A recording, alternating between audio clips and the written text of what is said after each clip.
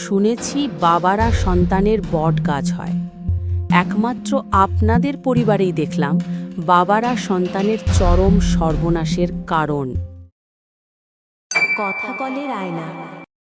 প্রতিটি গল্পই একটি আয়না। কেউ দেখে নিজেকে, কেউ দেখে পৃথিবীকে। আমি আঁখি, আর আজ এই আয়নায় ভেসে উঠবে চিত্ত চিরে চৈত্র মাস, পর্ব 12। চলুন গল্পে ডুব দেওয়া যাক। জীবনধারার স্রোত কখন কোথায় গিয়ে বিরতি নেয় তা জানে না কেউ। শৈবালের মতন কেবল ভেসে ভেসে চলতে হয় সেই স্রোতের তালে। দিন যায়, ক্ষণ যায়, কেবল যায় না স্মৃতিরা। কেমন বুক ভার ভার কষ্টের পাহাড়াকে রোজ নিয়ম করে মন মন্দিরে। কখনো স্মৃতিরা খিলখিল হাসি হাসে, কখনো বা তারা করে নীরব আর্তনাদ। আমরা মানুষেরা কেবল চেয়ে চেয়ে দেখি নিজেদের স্মৃতির সেই ভয়ঙ্কর আহাজারি। স্মৃতি বদলানোর সাধ্য থাকলে মানুষ সবার আগে নিজের খারাপ স্মৃতি বদলাত, কারণ দিন শেষে স্মৃতিরা ভালো থাকতে দেয় না আমাদের। সেপ্টেম্বরের 29 তারিখ, বৃহস্পতিবার। চিত্রা নিজের বাড়ি ছেড়ে বেরিয়ে আসার আজ 15 দিন হল। কই, একটা সময় যে বাড়িটাকে নিজের পায়ের নিচের ভিত্তি, বেঁচে থাকার অবলম্বন মনে হয়েছিল, আজ সে বাড়িবিহীন তো ভালোই কেটে গেল 15টা দিন।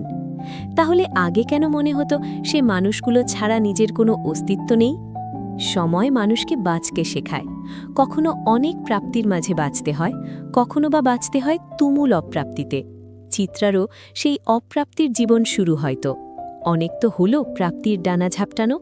ধানমন্ডি লেকের পাশের বড় রাস্তার কোণ ঘেঁষে যাওয়া গলিটার ভেতরের দিকের রংচটা হলুদ রঙের বাড়িটার দুতলার 2 রুমের নির্জন ফ্ল্যাটটাতে ঠাঁই হয়েছে চিত্রার। নির্বাসন বলা চলে। চাঁদনির অনাকাঙ্ক্ষিত ক্ষতির শাস্তিস্বরূপ চিত্রার দীর্ঘ নির্বাসন ঘোষণা করা হয়েছে। খারাপ কি? নীরব বেঁচে থাকাটা মৃত্যুর জীবন্ত স্বাদ। চঞ্চল চিত্রাকেও সে স্বাদ নিতে হল প্রিয় মানুষদের কাঠিন্যতায়। প্রকৃতিতে তুমুল ঝড় উঠল। চিত্রা শুয়েছিল খাটে। বারান্দায় ফুলের টপ পড়ে যাওয়ার শব্দে তার গম্ভীর ধ্যান নষ্ট হল। চোখ মেলে তাকাতেই দেখে দুপুরের ঠাঠা রোদ শূন্যে মিলিয়ে গেছে। মনে হচ্ছে যেন ভর সন্ধেবেলা এটা। হুট করে প্রকৃতির এমন অসন্তুষ্ট অবস্থা দেখে বারান্দায় ছুটে গেল চিত্রা। বারান্দায় কতগুলো জামাকাপড় শুকোতে নেওয়া হয়েছে, সেগুলোই আনার জন্য এত ব্যস্ততা। জামাকাপড় আলগোছে সরিয়ে আনতেই আকাশ ভেঙে ঝপঝপিয়ে বৃষ্টি নামল ধরার বুকে। চিত্রা ঘরের আলো জ্বালিয়ে দিল। মানুষের সঙ্গ পছন্দ করা চিত্রা আজ নীরবতায় আচ্ছন্ন। ভাগ্যের চাকাটা খুব দ্রুতই ঘুরেছে বোধহয়। বারান্দার দরজা আটকাতে গিয়ে বৃষ্টির ছাঁট কিছুটা গায়ে লাগল চিত্রার। দরজার সাথে ডান হাতটার একটু জোরে ঘর্ষণ লাগতেই ডান হাতের তালুর উপর পড়া বড় ফোসকাটা গলে গেল। মৃদু স্বরে আহ করে উঠল চিত্রা। একটু আগে ভাতের মার গালতে গিয়েই এই অঘটনটা ঘটেছে। অতিরিক্ত জ্বালায় চোখ টলমল করে উঠল, অথচ চিত্রা ফিক করে হেসে দিল নিজের ব্যথা দেখে। হাসতে হাসতে হাঁটু মুড়ে বসল বারান্দার দরজায় হেলান দিয়ে। ফোসকা পড়া জায়গাটার দিকে তাকিয়ে কেমন যেন ভীষণ রকমের আহাজারি করা সুর, অথচ তাচ্ছিল্য নিয়ে বলল, তোর আজও ব্যথা লাগে চিত্রা? ব্যথারা তবে এত আঘাত পাওয়ার পরও মরেনি? নিজের করা প্রশ্নের ধ্বনি কানে বাজতেই হাউমাউ করে কেঁদে উঠল সে। যখন বাড়ি ছাড়ল তখনও তো এমনই বৃষ্টি ছিল, তাই না? এমন তাণ্ডবই তো চলেছিল প্রকৃতিতে। এমন ধ্বংসই তো হয়েছিল চিত্রার নরম কোমল হৃদয়টা, তাই না? চোখ বুজে চিত্রা। চোখের পাতায় ভেসে ওঠে সেদিন তার রক্তাক্ত মুখের দৃশ্যটা। চিত্রার নাক মুখ দিয়ে অনবরত রক্তের স্রোত বেরিয়ে আসতে দেখে ভয় পেয়ে যায় তুহিন। তার ভীত কণ্ঠে বাড়ির বাকি সদস্যদেরও দৃষ্টি পড়ে চিত্রার ওপর। মেয়েটার শরীর নিস্তেজ প্রায়। অবনী বেগম ছুটে আসে, পাগলের মতন চিত্রার চোখ মুখে পানি ছিটাতে থাকেন। তুহিন হতভম্ব, সাথে হতভম্ব বাড়ির অন্যান্য মানুষেরাও। রোজা সওদাগরও আকস্মিক ঘটনায় তাজ্জব বনে যায়। বোনের এই নাজেহাল অবস্থাতেও বাবাকে অটল দাঁড়িয়ে থাকতে দেখে অবাক হয় তুহিন। বাবার প্রতি ঘৃণায় রি রি করে ওঠে তার শরীর।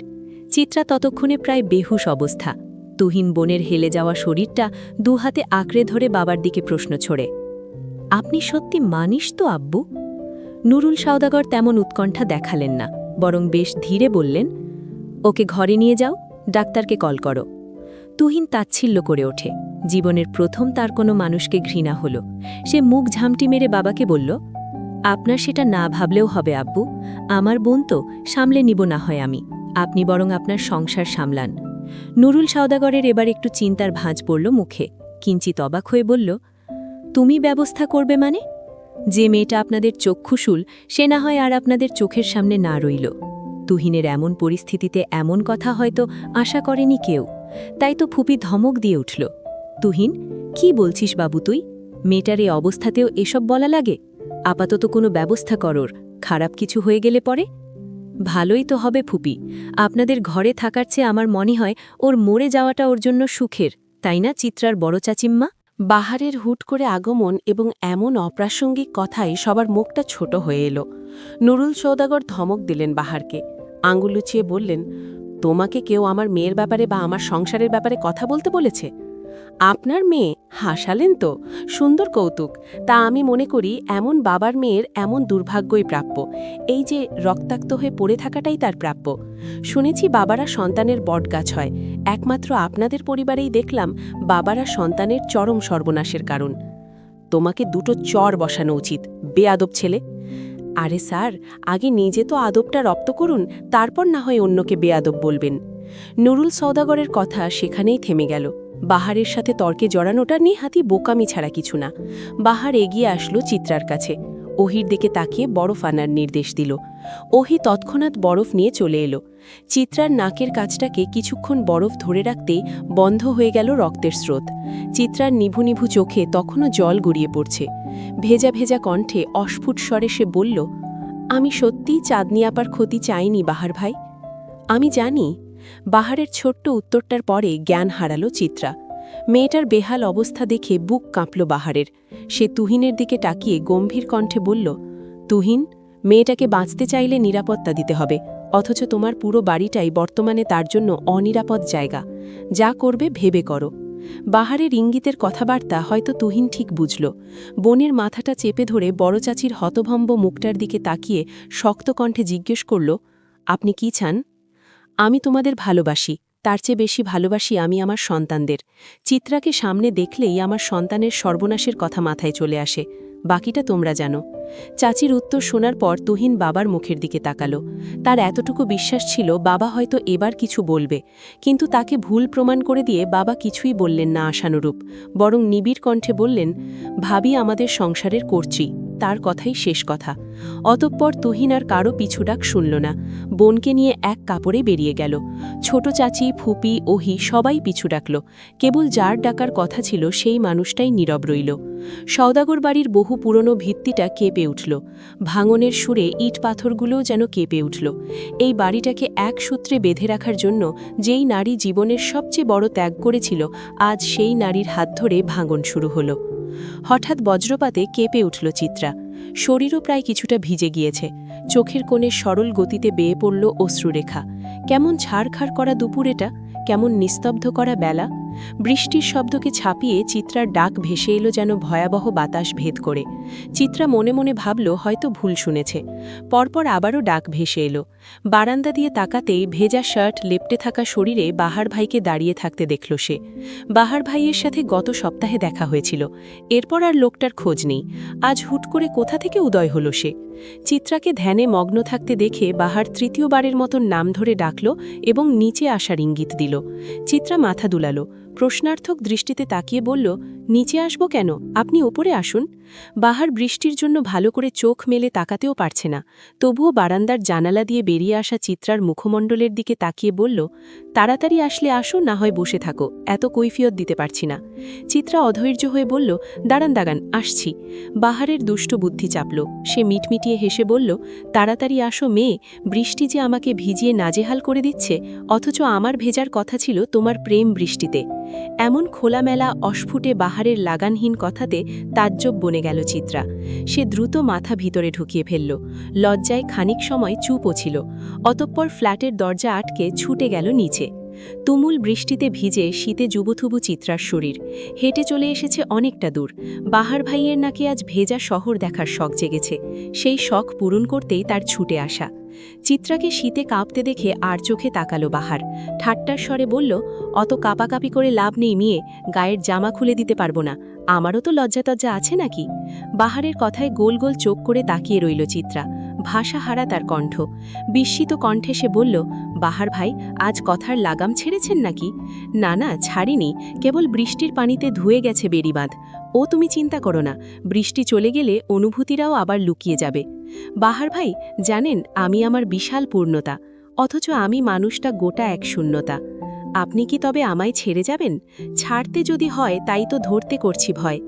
আপনি আমার বৃষ্টির দিনে 1 কাপ চা, আমি আবার বৃষ্টির দিনে গরম গরম খিচুড়ির মাঝে তেলে ইলিশ মাছ ভাজা। মিষ্টি মিষ্টি কথাকে শেষ মুহূর্তে এসে ঠাট্টাই উড়িয়ে দিল বাহার ভাই, আবার নিজেই হা হা করে হেসে দিল। চিত্রা প্রথমে হতভম্ব হয়ে গেলেও পরক্ষণেই সেও হেসে দিল বাঁধন ঝাড়া হাসি। ভেজা রাস্তায় তুমুল বর্ষণে পৃথিবীর সবচেয়ে সুন্দরতম দৃশ্য বোধহয় এটা। দুজন মানুষ দুজনের দিক থেকে তুমুল ভেঙে যাওয়া, অথচ দুজনই দুজনের সান্নিধ্যে চরম সুখী। অপ্রাপ্তির মাঝে সবাই হাসতে জানে না, সবাই হাসাতে জানে না। যারা জানে তারা প্রত্যেকে এক একজন দারুণ মানুষ। ভেজা শরীরে গরম গরম খিচুড়ি সাথে ইলিশ মাছ ভাজা দিয়ে পেট পুড়ে খেয়ে নিল দুজনেই। চিত্রা মাছ বাঁচতে পারে না, বরে খুব যত্নে সে কাজটা করে দিল বাহার ভাই। ভাবা যায় একজন অগোছালো মানুষ কোনো একটা মানুষের কাছে এসে নিপাট ভালো মানুষ হয়ে যায়। ভালোবাসা সব পারে, তাই তো ভালোবাসা সুন্দর। খিচুড়ি খেয়ে বেরোতেই চিত্রাকে থামিয়ে দিল বাহার। চিত্রা অবাক হলো, অবাক কণ্ঠে বলল, বাসে যাবেন না? অনেকক্ষণ তো হলো। বাহার হাসল, মিষ্টি কণ্ঠে বলল, তোমার জন্য একটা সারপ্রাইজ আছে। কি সারপ্রাইজ?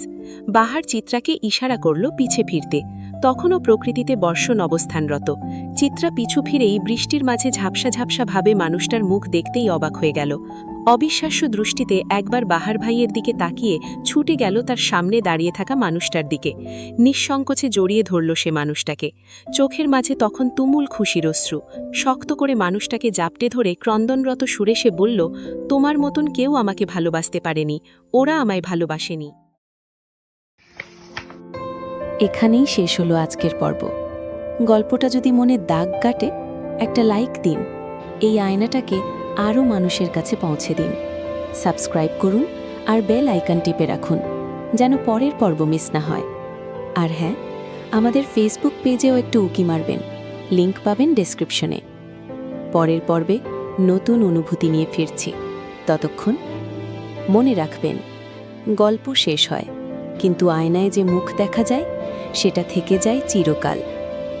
কথা কলের আয়নার সাথেই থাকুন। কথা কলের আয়না।